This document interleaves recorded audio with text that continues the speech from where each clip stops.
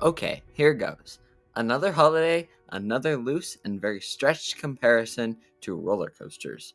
With St. Patrick's Day right around the corner, I want to celebrate those coasters with a pot at the end of the rainbow.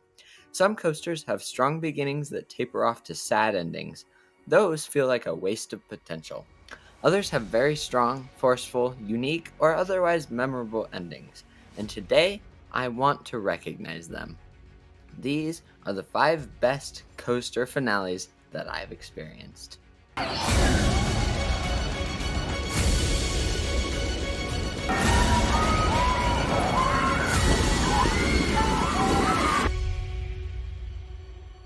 Heads up, this list only includes coasters that I've ridden. Thus, rides like The Beast, The Voyage, and Steel Vengeance will not appear here. It's also going to be kind of heavy with Magic Mountain rides, since that's where a large chunk of my credits come from. Anyway, I'll just get on with the list. Number 5, Full Throttle at Six Flags Magic Mountain. What did I say? A Magic Mountain coaster. And Full Throttle makes an excellent impression right in the front of the park, with its huge 160-foot tall loop that also has a camelback on top. This ride is a little wacky, and though short, features quite the ending. The finale is also the highest point on the ride, which is really rare in the coaster world. You go up the camelback and come all the way down, and there's some pretty good airtime at the top. And despite the crappy premiere trains, there's no comfort colors to hold it back, so you get to enjoy every second of that airtime. The problem with this ride, and the reason it's not higher on this list, is that the spectacular finale is interrupted way too soon by the final breaks, so the quantity of that airtime just isn't there. I mean, you can't even wait until the pullout of the drop to hit the brakes, you just get interrupted mid-airtime. They couldn't even add like a helix or something to extend the brake run. Ugh. Whatever, 2013 Six Flags. Why couldn't you be more like your 2006 self? Number 4, Flight Deck at California's Great America.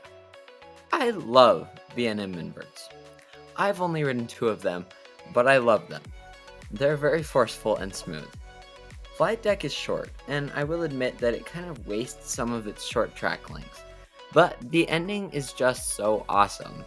The ride travels over the station, then dives down the hill toward the lake. You have this amazing helix right over the lake before flying back up the hill and into the brakes. This helix feels so forceful, and you're right up against the water, especially if you're sitting on the left side of the train. I love this so much because it's just so great. What else can I say? Number 3, Wonder Woman Flight of Courage at Six Flags Magic Mountain. This ride seems like it should be higher, but the last 2 coasters on the list are also amazing. I don't know. Take the order with a grain of salt because I debated over it until my brain hurt. I guess Grizzly at Great America isn't the only thing that can give me a headache. Anyway, Wonder Woman has such an insane ending because it's just a run of small airtime hills. Left, right, straight, 90-degree banked, and then an overbank. I don't care what other people's experience were like. When I rode, this ride had airtime. I was flying out of my seat the entire finale. This finale is just coastering in its purest form. No need to worry about complicated elements, just airtime at its finest. Number 2, Tatsu at Six Flags Magic Mountain. Tatsu is an awesome ride. The feeling of swooping, rolling, and diving over the mountain that gives the park its namesake is truly a one-of-a-kind experience, and the finale does not disappoint. The ride ends with a unique pretzel loop, an inversion used solely on B&M flying coasters. The bottom of this loop is the lowest point on the coaster, and the point where it is traveling the fastest. Laying on your back and feeling the skin on your face get pulled down over your cheekbones is a wild experience. But that's technically not the finale.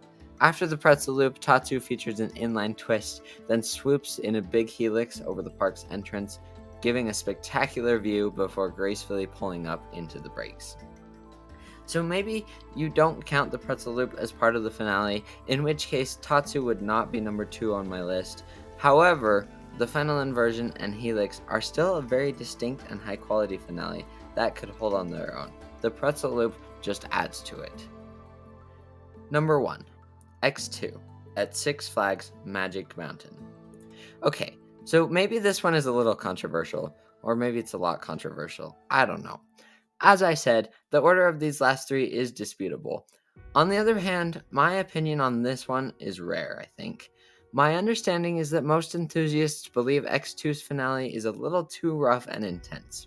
It travels through a raven turn that seems way too small and pulls some great forces, but it's also really, really rough. Then the train goes up and violently whips over so that you are above the track. I learned that this is called a fly to lie element, and it's very whippy, but also very rough. Trust me, I know it was rough. I never even got an inside seat when I rode this. I might have even got a small headache, but the forces these elements have in this ending are crazy. And I'm a teenager, so a little roughness never really bothered me. In fact, I think it made the forces feel more intense. Man, I love this ride. It's truly a rainbow, and that ending is really the pot of gold at the end. I hope you enjoyed this video. Feel free to get mad at me about that last one. I know nobody else really agrees with me on it. What endings have you guys experienced that are top 5 worthy? I really want to know. I think coasters with noteworthy finales seem to be few and kind of hard to come by. Anyway, thanks for watching, and now go have a coaster adventure.